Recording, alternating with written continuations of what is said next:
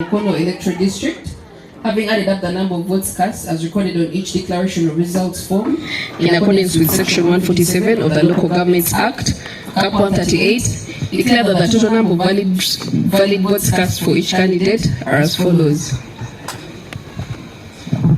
Lukooya Francis Mukoome, NRM, 50,254.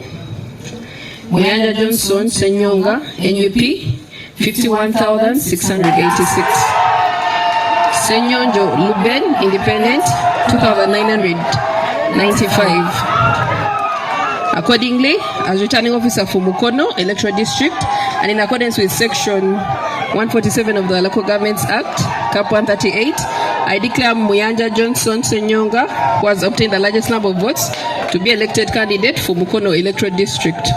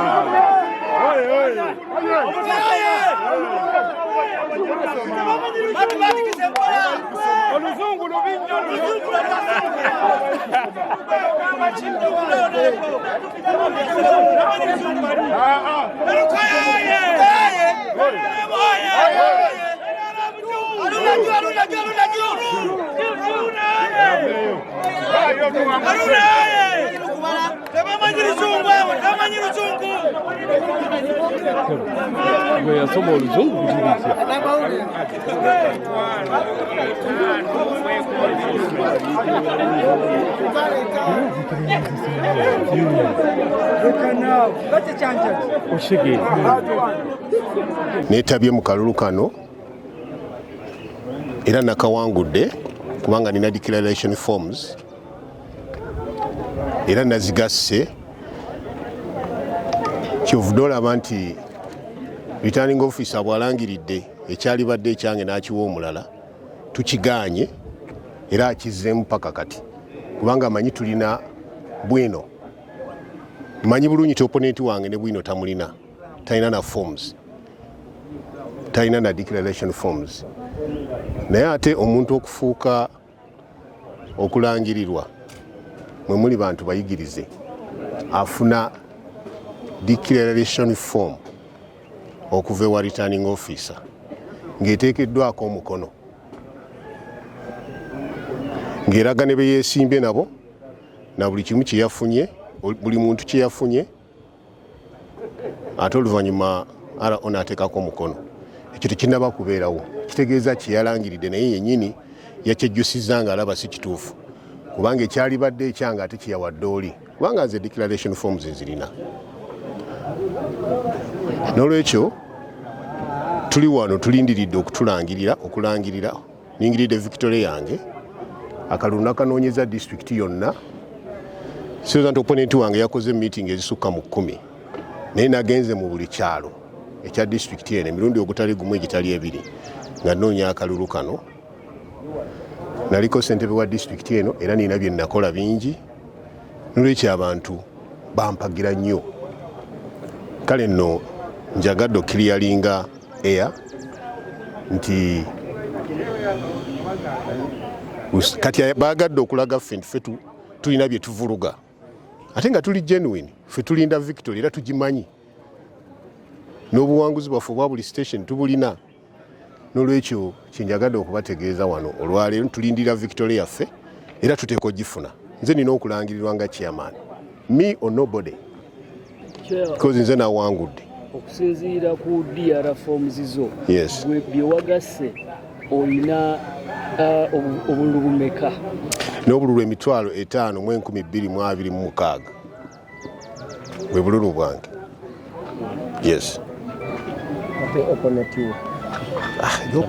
Opponent we yakutumiriza nti eggulo wanyigidde nnyo mu bivyo gy'okubba obululu, ekyo kyogerako ki? nga nenyigirawa tetunakwenyigirako mu kubba bululu.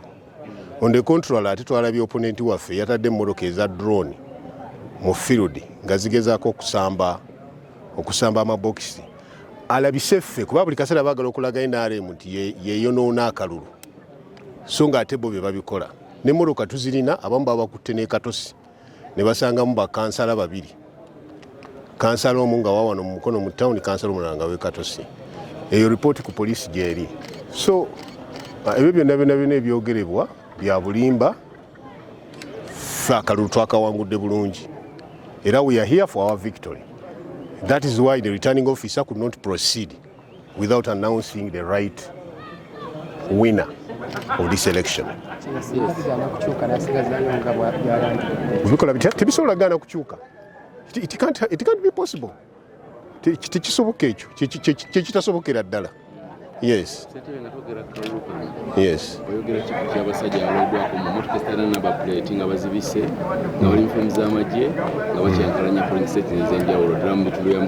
Abo tetubamanyi, benkugambako tebabadde batambula nga tetubategeera.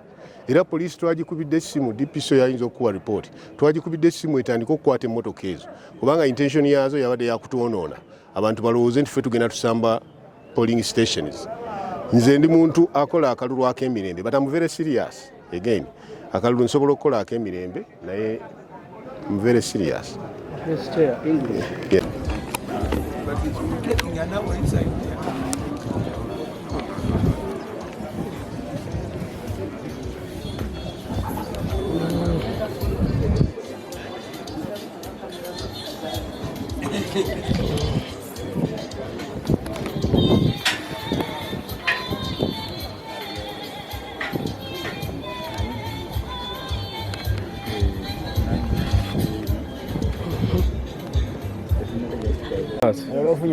Tutuusiza okwemulugunya kwaffe eri DPC oluvannyuma lw'essaawa nnamba nga batulangiridde tebatukkiriza kuyingira kulaba, ate nga waliyo munnaffe ayingidde ow'ekibiina ekyamanu w'NRM n'ayingira n'RDC ekibatwalidde essaawa nnamba. Mu mateeka tekikola. Ekikola mu mateeka bwe wabaawo ekintu kyonna ogenda mu mbuga z'amateeka n'ogamba wano tokyasobola kukyusa emu n'efuuka 3. Kooti yokka yeeragira okukyusa emu n'efuuka 3 oba 3 n'efuuka 5. N'olwekyo tulowooza nti eyo embeera ey'okwagala okuyiikiriza tekyakola.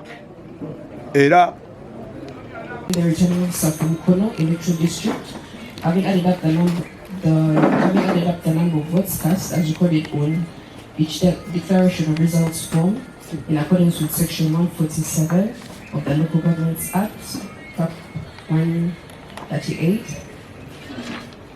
declare that the total number of valid votes cast for each candidate are as follows: Lukooya Francis Mukoome, NRM 52,523, Mukono Ssenyonga NUP 52,105, Ssenyonjo Lauben Independent 3,095.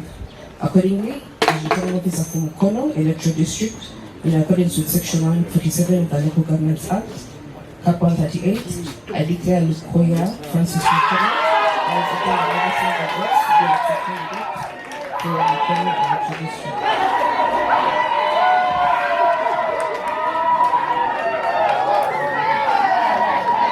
One of the Local Governments Act, Cap 138, declare that the total number of valid votes cast for each candidate are as follows: Nagita Aiga, Gemma 633, Namagembe Juliet, NRM 4,861, Nanyanjo Caroline, no, 4,146.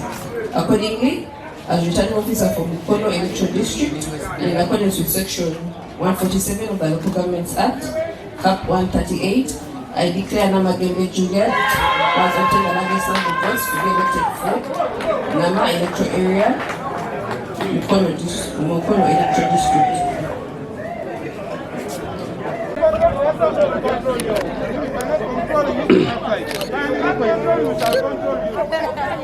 Go outside, okay? That is a government.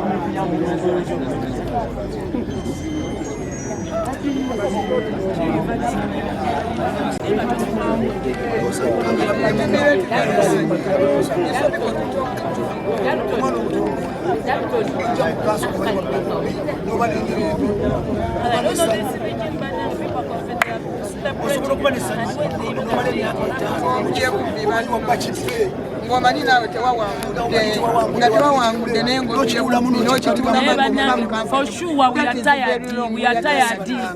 Nothing to warm, but we are not contented with what is going on in Mukono. We are not contented. Candidates have their telephones and they are speaking differently. They won the election, but they are speaking differently.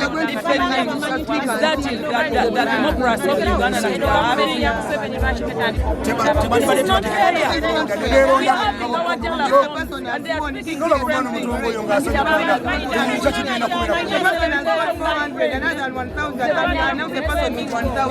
What is that? You can stop us, but you will not stop us to speak. We shall speak, we shall contest until we shall. We are passing through many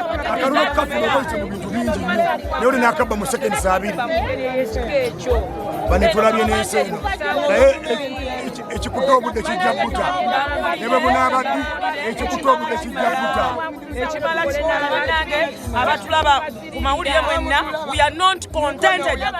Contestants won their election. They won and they have their declaration forms, but they are pronouncing other people. For sure this is not right.